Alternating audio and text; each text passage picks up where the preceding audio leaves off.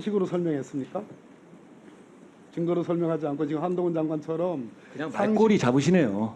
지금 당연히 증거로 설명하는 우리 것이고요. 한동훈 장관이 설명을 드리는 거죠. 특기가 아닙니다. 기록을 영장전담 판사가 하루 동안에 보고 결정을 내렸다. 그러면 부실한 결정이라고 판단하는 거예요? 영장 판단 재판의 본질이 그렇습니다. 그렇기 때문에 거기에 대해서 게다가 이것은 죄가 인정된다고 하더라도 어떤 방향으로 기속되는 것은 아니고 죄가 인정되더라도 여기서 유창원 판사도 얘기했다시피 위증죄는 인정된다는 취지 아니었습니까? 그러면 인정된다 하더라도 기각할 수 있는 무제한의 재량이 있는 겁니다. 거기에 대해서 저는 그 판단을 존중하고 다만 이게 수사 과정일 뿐이고 중간 과정일 뿐입니다. 본 재판에서 결정될 거라고 생각합니다. PPT 한번 보시죠. 지금 방금 전에 김의겸 의원 질의에 장관께서 증거를 하나하나 거시하는 것은 적정하지 않다. 여기서는 그렇지 않다는 말씀입니다. 체포 동의안을 설명하는 당시에서는 당연히 할 수 있는 겁니다. 할 수 있는 겁니까? 그게 할 수 있다는 근거가 과연 있는지 한번 봅시다.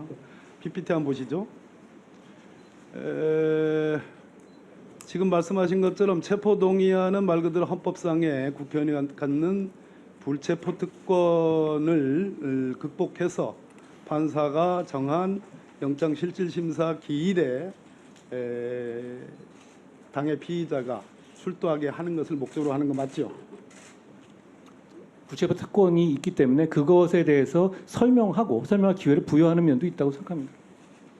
그날 체포동의안 많은 야당 의원들의 항의 속에서 끝까지 고집하시고 발언한 소위 증거관계에 대한 설명입니다. 후원금 내용, 거래 내역, 김인섭의 지인 2명의 진술, 김인섭, 유동규 등 측근들의 일관된 진술 제가 등 당시에 방해로 제대로 끝까지 말을 못했습니다. 끝까지 좀 들어보세요.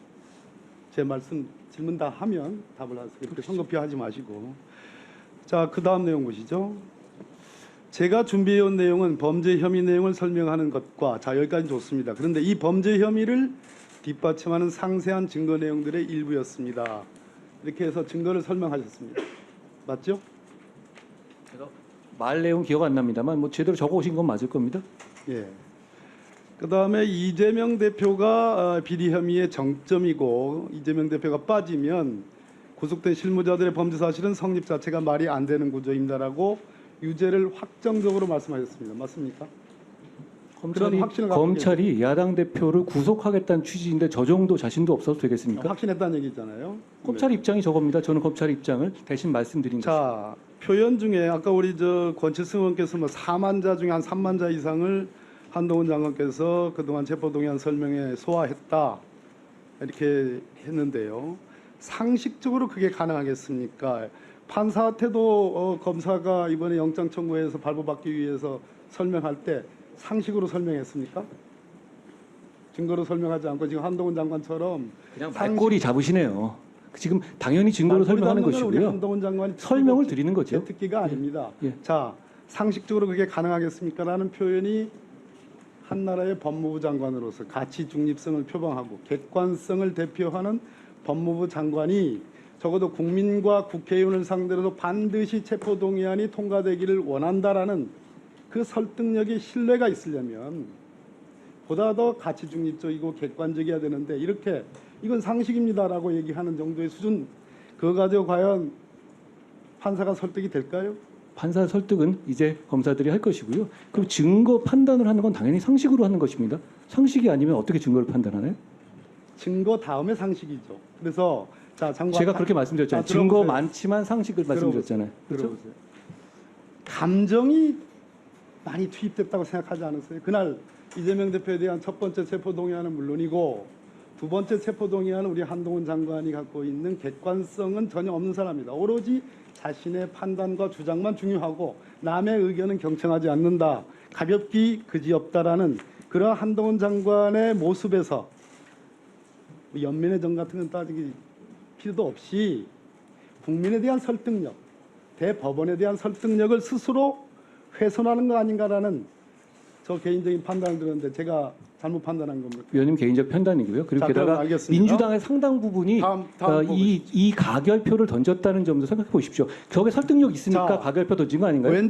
왼쪽 PPT는요. 왼쪽 장면은 대통령이 국회에 보낸 체포동의안이고요. 오른쪽 거는 서울중앙지법 영장전담판사 유창원 판사가 보낸 한 장짜리 체포동의 요구서입니다.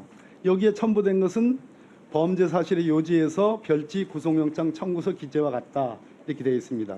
한동훈 장관님, 검찰이 영장을 청구하면서 별지 구속영장 청구서에 한동훈 장관께서 설명하신 그 증거 관계의 하나하나가 들어가 있습니까? 구속을 필요한 사유 들어가 있지 않아요. 들어가 있습니다. 안 구속을 들어가 필요한 사유에. 안 들어가 있습니다. 제가 아까 그래서 일부러 그 부분을 집어넣은 거예요. 아까 상식 말한 그 아닙니다. 말꼬리 말씀하시는 아닙니다. 거예요? 아까 대부분 들어가 있습니다. 계좌 추정 내역, 누구의 진술, 누구의 진술, 누구의 진술 이런 부분은 들어가 있지 않아요. 자, 뭐 우기시니까 자 다음 보십시오. 한동훈 장관께서 국회 체포동의안을 설명할 때 근거로 삼는 게 국회법 제93조입니다. 안건 심의조항. 위원회의 심사를 거치지 아니한 안건에 해당하죠. 한동훈 장관은 이때 국회의원들을 상대로 체포동의안을 설명할 때 검사로서 설명합니까? 아니면 검사의 무엇으로 설명합니까? 검찰의 입장을 대변해서 그 취지를 설명하는 겁니다. 왜냐하면 자, 예. 그러면 법무부 장관은 검찰 사무의 최고 감독자 그 입장으로서 대변하는 거죠. 지금 이 상황에서는 그런데 들어보세요. 그 자, 구속 영장이 필요하다는 취지를 설명하는 들어보세요. 것이죠. 국회법 제93조의 제안자가 그 취지를 설명하여야 하고라고 해서 취지라고 되어 있습니다. 우리 법조인은 다 압니다. 취지와 이유가 구분된다는 거. 한동훈 장관은 취지를 설명한 것이 아니라 그래서 4만 자 중에 3만 자를 혼자 독식을 한 거예요.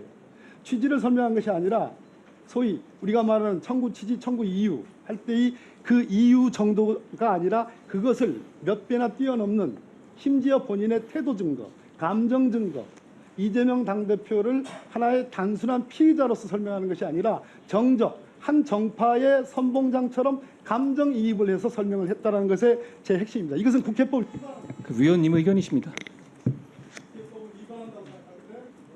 그렇지 않습니다. 위원님 의견이십니다.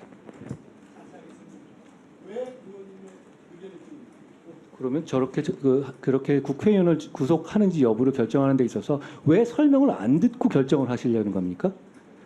구체적인 증거라든가 혐의 내용이 뭐고 검찰이 어떤 입장을 갖고 있는지 잘 들어야 되지 않겠습니까?